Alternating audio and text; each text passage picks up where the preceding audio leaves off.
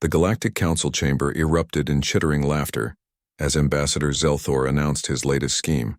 The insectoid diplomat's compound eyes gleamed with malicious amusement as he gestured toward the holographic display, showing Earth's newest starship captain.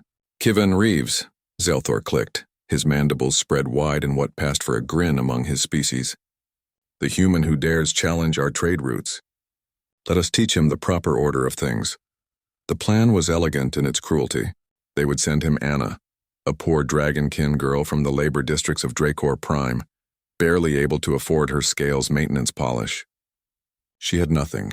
No family name, no status, no future. Just another nameless wretch the galaxy had forgotten. The joke would be complete. The arrogant human pilot saddled with the most worthless diplomatic gift imaginable.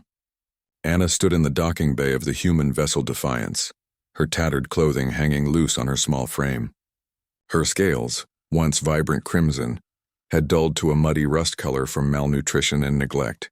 She kept her eyes down, waiting for the mockery, the disgust, the rejection she'd known her entire life. Instead, she heard footsteps approaching, confident, unhurried.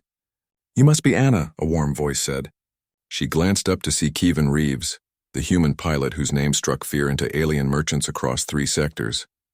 He wasn't what she expected. No cruel smirk, no calculating coldness, just kind brown eyes and an extended hand. "I'm Kivin, welcome aboard." Anna stared at his hand, confused. "Sir, they sent me as an insult. A nameless dragonkin. I'm not—" "You're a person who deserves respect," Kivin interrupted gently. "That's all that matters here. Come on, let's get you settled." The weeks that followed shattered everything Anna thought she knew about the galaxy. Kivin didn't treat her as a servant or a joke. He gave her quarters next to his own, ensured she had proper meals. Actual food, not the nutrient paste she'd survived on for years.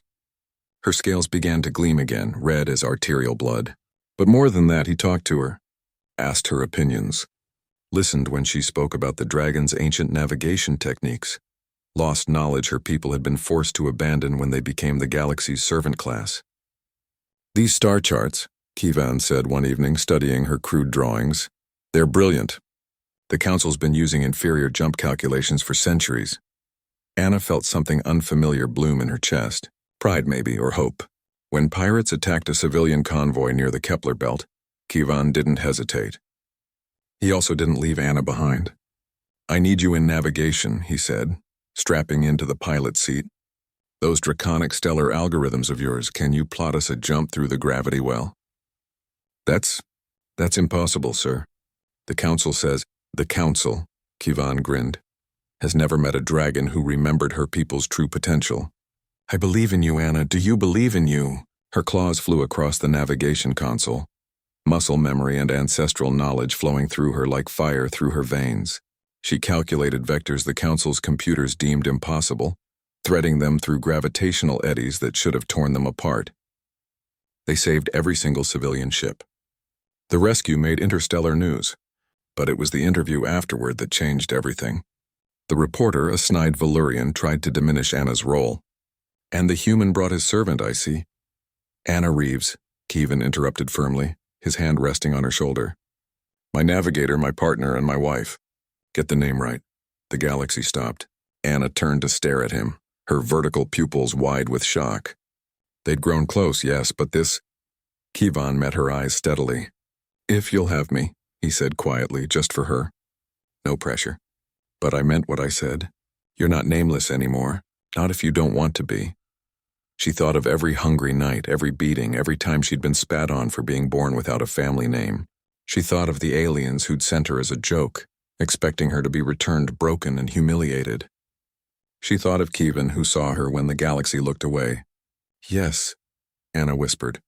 Then louder, scales blazing crimson fire in the camera lights. "Yes." The wedding was small, just the crew of the Defiance and a handful of confused Earth officials. But the consequences rippled across the stars. Nameless dragonkin across the galaxy began whispering a new story.